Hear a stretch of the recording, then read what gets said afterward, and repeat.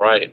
Welcome, Mushin Warriors, to another episode of Mushin Mental Academy, where our purpose is to provide you the tools for engagement and presence. Today's episode is a continuation of last week's episode on pain. And the reason for this episode is to bring in other perspectives and viewpoints that can also be utilized as tools for life. So let's jump right in.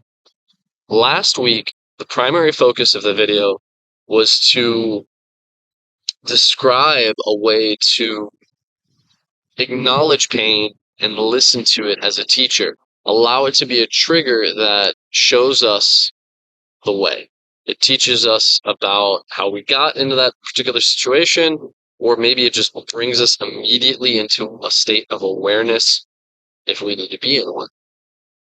Fantastic. Okay. Um, so what's the purpose of today's episode? Why do we need a continuation? Well, the reason I feel that we need to have this is because pain doesn't always go away immediately just by being acknowledged, right?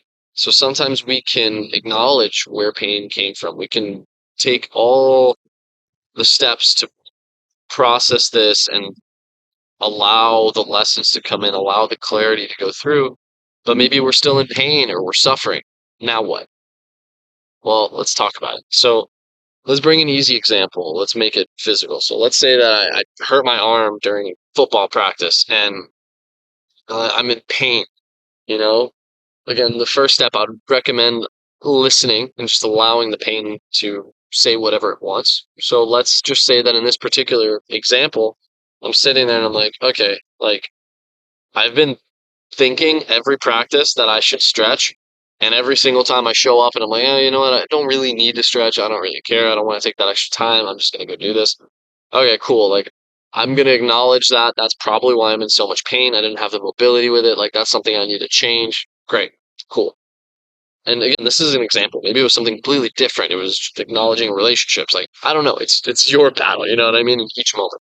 But let's say in that moment, the pain said that, right? Well, the pain's not necessarily going to go away immediately, even if we're taking the steps to change, right? Even if the next time, we know that we're going to take the moment to stretch.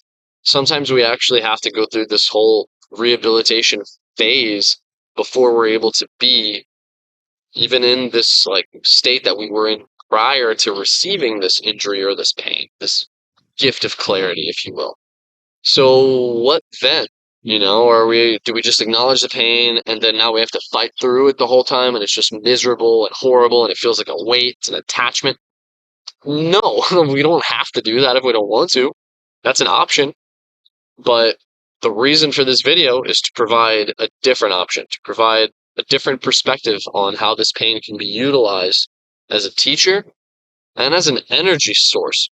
It can actually provide us all the strength that we need to get through the challenge of rehabilitating the way that we feel we need to, and to getting into a better position that is more harmonious with the life we want to live.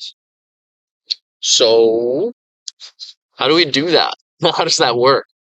Well, I would argue that that part of it's a trigger. It's a flip that you get to do mentally. It's how you choose to define this pain. So bringing the arm example, let's say that now I have to go through and like slowly do the rehab.